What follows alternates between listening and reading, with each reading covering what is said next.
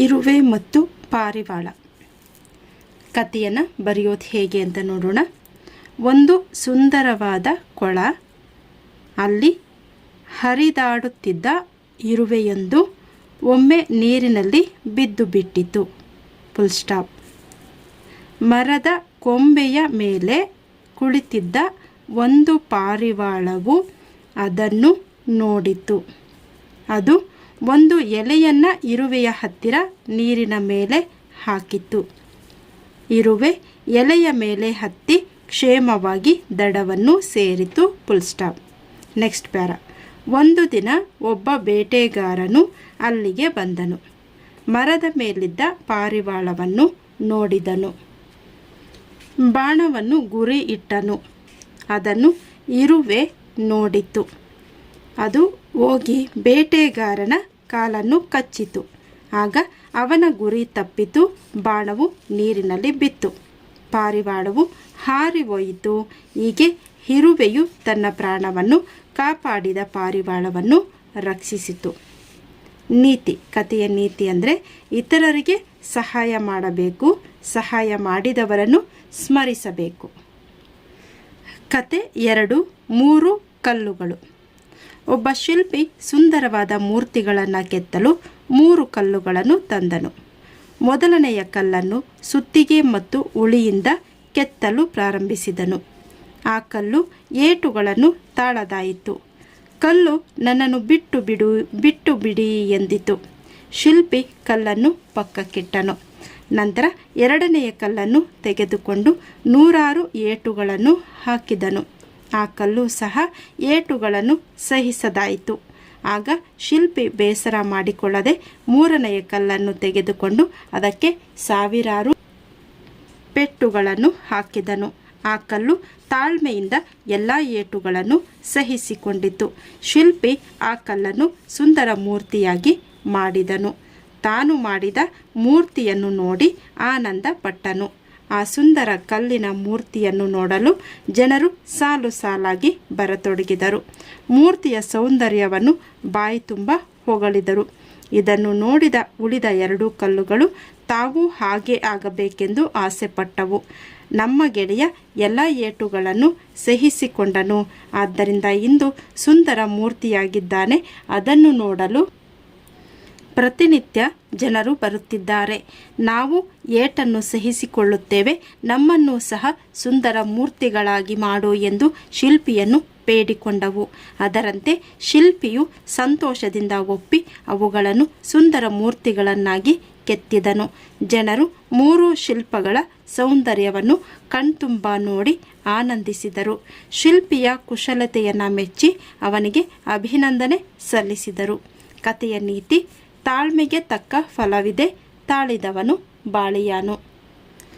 3ನೆಯ ಕತೆ: ಆಶ್ರಮದ ಗಿಳಿಗಳು. ಒಂದು ಊರಿನಲ್ಲಿ ಒಬ್ಬ ಬೇಡನಿದ್ದನು. ಅವನು ಒಂದು ದಿನ ಕಾಡಿಗೆ ಬೇಟೆ ಆಡಲು ಹೋದಾಗ ಗಿಳಿಯ ಮರಿಗಳು ಸಿಕ್ಕವು. ಅವುಗಳನ್ನು ಹಿಡಿದುಕೊಂಡು ಮನೆಗೆ ಬರುವಾಗ ದಾರಿಯಲ್ಲಿ ಋಷಿಯು ಗಿಳಿಯ ಮರಿಗಳನ್ನು ನೋಡಿ ಒಂದನ್ನು ಬೇಟೆಗಾರನಿಂದ ಹಣ ಕೊಟ್ಟು ಪಡೆದನು. ಇನ್ನೊಂದನ್ನು ಬೇಡನು ಕಟುಕನಿಗೆ ಮಾರಿದನು. ಕೆಲ ದಿನಗಳ ನಂತರ ಬೇಡನಿಗೆ ತಾನು ಮಾರಿದ ಗಿಳಿಗಳನ್ನು ನೋಡಲು ಆಸೆಯಾಯಿತು. ಮೊದಲು ಋಷಿಯ ಆಶ್ರಮಕ್ಕೆ ಬಂದನು. ಬೇಟೆಗಾರನನ್ನು ನೋಡಿದ ಗಿಳಿಯು ದಯಮಾಡಿ ಒಳಗೆ ಬನ್ನಿ, ಕುಳಿತುಕೊಳ್ಳಿ ಎಂದು ಉಪಚರಿಸಿತು. ಗಿಳಿಯ ಸಂಸ್ಕಾರ ಕಂಡು ಬೇಡನಿಗೆ ಬಹು ಸಂತೋಷವಾಯಿತು. Full stop. Next para. ನಂತರ ಬೇಡನು ಕಟುಕನ ಮನೆಗೆ ಬಂದನು. ಅಲ್ಲಿಯ ಗಿಳಿಯು ಬೇಡನನ್ನು ಕಂಡು ಅವನನ್ನು ಹಿಡಿಯಿರಿ, ಹೊಡೆಯಿರಿ, ಕಡಿಯಿರಿ ಎಂದು ಕೂಗಿ ಹೇಳಿತು. ಈ ಮಾತುಗಳನ್ನು ಕೇಳಿದ ಬೇಡನಿಗೆ ಬಹಳ ದುಃಖವಾಯಿತು. Full stop. ಈ ಗಿಳಿಗಳು ಒಂದೇ ತಾಯಿಯ ಮರಿಗಳಾಗಿದ್ದರೂ ಏಕೆ ಭಿನ್ನ ಭಿನ್ನವಾಗಿ ವರ್ತಿಸಿದವು? ? ಇದಕ್ಕೆ ಕಾರಣ ಅವು ಬೆಳೆದಂತಹ ವಾತಾವರಣ ಮತ್ತು ಪರಿಸರ. Full stop. ಋಷಿಯ ಆಶ್ರಮದಲ್ಲಿ ಬೆಳೆದ ಗಿಳಿಯು ಒಳ್ಳೆಯ ಮಾತುಗಳನ್ನು ಕಲಿಯಿತು. ಆದರೆ ಕಟುಕನ ಮನೆಯಲ್ಲಿ ಬೆಳೆದ ಗಿಳಿಯು ಅಲ್ಲಿಯ ಕಸುಬಿಗೆ ತಕ್ಕಂತಹ ಕೆಟ್ಟ ಮಾತುಗಳನ್ನು ಕಲಿತಿತ್ತು. ಕಥೆಯ ನೀತಿ ಅಂದರೆ ಬಿತ್ತಿದಂತೆ ಬೆಲೆ. ಕತೆ 4. ಬೇಡ ಮತ್ತು ಪಾರಿವಾಳ. ಒಂದು ಕಾಡಿನಲ್ಲಿ ಹುಲಿಯೊಂದು ವಾಸವಾಗಿತ್ತು. Full stop. ಅದು ಒಮ್ಮೆ ಮರದ ಬುಡದಲ್ಲಿ ಮಲಗಿತ್ತು. Full stop. ಅಲ್ಲಿಗೆ ಬೇಡನೊಬ್ಬನು ಬಂದನು. Full stop. ಹುಲಿ ಮಲಗಿರುವುದನ್ನು ನೋಡಿದನು. Full stop. ಪೂರ್ಣವಿರಾಮ ಚಿಹ್ನೆ. ಅದರ ಚರ್ಮವನ್ನು ಮಾರಿದರೆ ತುಂಬ ಹಣ ಬರುತ್ತದೆ ಎಂದು ಆಸೆಪಟ್ಟು ಬಾಣದಿಂದ ಹುಲಿಗೆ ಗುರಿಯಿಟ್ಟು ಹೊಡೆಯಲು ಸಿದ್ಧನಾದನು. Full stop. Next para. ಅದೇ ಮರದ ಮೇಲೆ ಒಂದು ಕೋತಿ ಇತ್ತು. Full stop. ಅದು ಬೇಡನನ್ನು ನೋಡಿತು. Full stop. ಹುಲಿಯನ್ನು ಕಾಪಾಡಬೇಕೆಂದು ಯೋಚಿಸಿತು. Full stop. ತಕ್ಷಣ ಬೇಟೆಗಾರನ ಮೇಲೆ ಕಿರುಚುತ್ತಾ ಹಾರಿತು.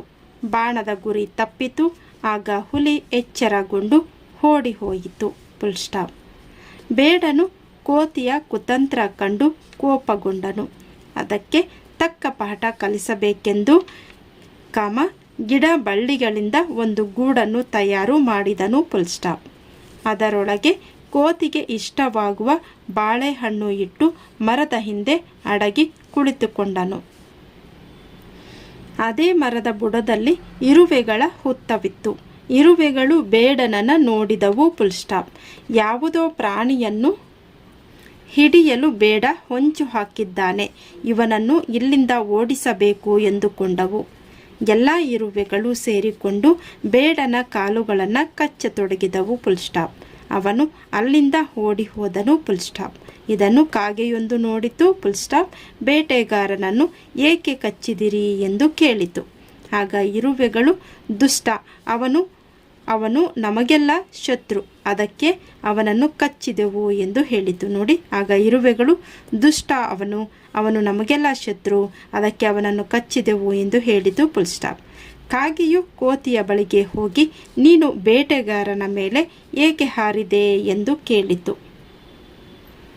ಅದಕ್ಕೆ ಮಂಗವು, ಬೇಡ ನಮ್ಮ ಹುಲಿ ಅಣ್ಣನನ್ನು ಕೊಲ್ಲಲು ಬಾಣ ಬಿಡಲು ಸಿದ್ಧನಾಗಿದ್ದನು, ಅದಕ್ಕಾಗಿ ಅವನ ಮೇಲೆ ಹಾರಿ ಬೇಟೆಗಾರನ ಗುರಿ ತಪ್ಪಿಸಿ ನಮ್ಮ ಹುಲಿ ಅಣ್ಣನ ಪ್ರಾಣ ಉಳಿಸಿದೆ ಎಂದಿತು. ಬೇಟೆಗಾರ ಕೆಟ್ಟವ ಎಂದು ಕಾಗೆಗೆ ಕೋತಿಯು ಹೇಳಿತು. ಕಾಗೆಯು ಹುಲಿಯ ಬಳಿಗೆ ಹೋಗಿ, ಹುಲಿರಾಯ, ನೀನು ಏಕೆ ಓಡಿ ಹೋದೆ ಕ್ವಶನ್ ಮಾರ್ಕ್ ಎಂದು ಕೇಳಿತು. ಅದಕ್ಕೆ ಹುಲಿಯು, ನಾನು ಮರದ ಕೆಳಗೆ ಮಲಗಿರುವಾಗ ಯಾರೋ ಕಿರಿಚಿದ ಶಬ್ದ ಕೇಳಿ ಹುಲಿ ಮತ್ತು ಕಾಗೆ ಅಲ್ಲಿಗೆ ಓಡಿ ಬಂದವು. ಬೇಟೆ ಕಟ್ಟಿದ ಗೂಡಿನಲ್ಲಿ ಕೋತಿಯು ಸಿಕ್ಕಿ ಕಿರಿಚುತ್ತಿತ್ತು. ಹುಲಿ ತಕ್ಷಣ ಗೂಡನ್ನು ತನ್ನ ಮುಂಗಾಲುಗಳಿಂದ ಕಿತ್ತು ಹಾಕಿತು. ಕೋತಿಯು ಗೂಡಿನಿಂದ ಹೊರಗೆ ಬಂದು ಹುಲಿಗೆ ಧನ್ಯವಾದ ಹೇಳಿತು. ಅಂದಿನಿಂದ ಕೋತಿ, ಪಾರಿವಾಳ, ಹುಲಿ, ಇರುವೆಗಳು ಉತ್ತಮ ಗೆಳೆಯರಾಗಿ ಬಹುಕಾಲ ಬಾಳಿದವು. ನೀತಿ: ಕಷ್ಟದಲ್ಲಿ ಇರುವವರಿಗೆ ಸಹಾಯ ಮಾಡಿ. 5ನೆಯ ಕತೆ, ಇಬ್ಬರು ಗೆಳೆಯರು ಮತ್ತು ಕರಡಿ.